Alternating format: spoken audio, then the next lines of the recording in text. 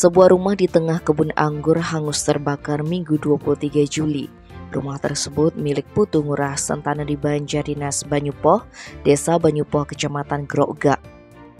Kapolsek Grogak Kompol Gusti Nyoman Sadarsan mengatakan bangunan itu diduga mengalami konsleting listrik.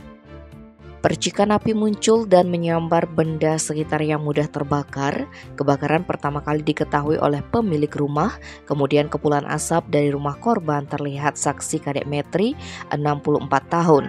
Ia lantas berteriak mengatakan terjadi kebakaran. Teriakan itu didengar saksi Ketut Swasta Budiase, 46 tahun, Wayan Edi Putrawan, 35 tahun, dan Ketut Nentri, 57 tahun. Mereka kemudian menghampiri rumah korban. Nentri dan Metri melihat korban telah berdiri di depan rumahnya dalam keadaan panik. Kadek Metri pun menyebut pada saat terjadi kebakaran ia melihat api sudah menyala di plafon rumah dan merembet dengan cepat ke bagian rumah lainnya. Warga sekitar mencoba untuk memadamkan api dengan alat dan air seadanya, tetapi api terus membesar sehingga menghanguskan semua bagian rumah beserta isinya. Beruntung tidak ada korban jiwa dalam peristiwa tersebut, namun kerugian diperkirakan mencapai 100 juta rupiah.